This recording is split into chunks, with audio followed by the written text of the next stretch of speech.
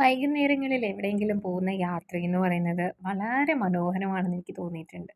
പ്രത്യേകിച്ച് നമ്മൾ സന്ധ്യാസമയത്ത് പോവുകയാണെങ്കിൽ ഒരു പ്രത്യേക വൈബാണ്.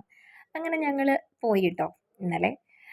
അപ്പോൾ നമ്മുടെ നാടെന്ന് പറഞ്ഞാൽ പത്തനംതിട്ടയാണ്. അപ്പോൾ അവിടെ ഇങ്ങനെ ഇപ്പോഴത്തെ ഒരു സമയമെന്ന് വെച്ചാൽ പത്തനംതിട്ടക്കാർക്ക് ഏറ്റവും വലിയൊരു വൈബുള്ള ടൈമാണ്.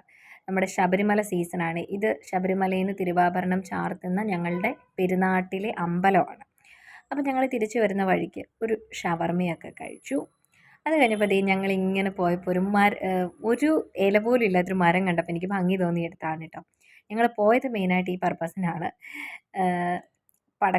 പടക്കവുമില്ല, മറ്റേ നമ്മുടെ കമ്പിത്തിരിയൊക്കെ വാങ്ങിക്കാൻ വേണ്ടി പോയതാണ്. അപ്പോൾ അതേ ഒരു ബലൂൺ കണ്ടിട്ട് അത് വാങ്ങി. പിന്നെ പെപ്സി മേടിച്ച് കുടിച്ചു.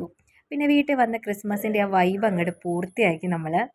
പടക്കമൊക്കെ പൊട്ടിച്ച്, പടക്കം എന്നാണ് വായി വരുന്നത്, കമ്പിത്തിരിയൊക്കെ പൊട്ടിച്ചു കേട്ടോ.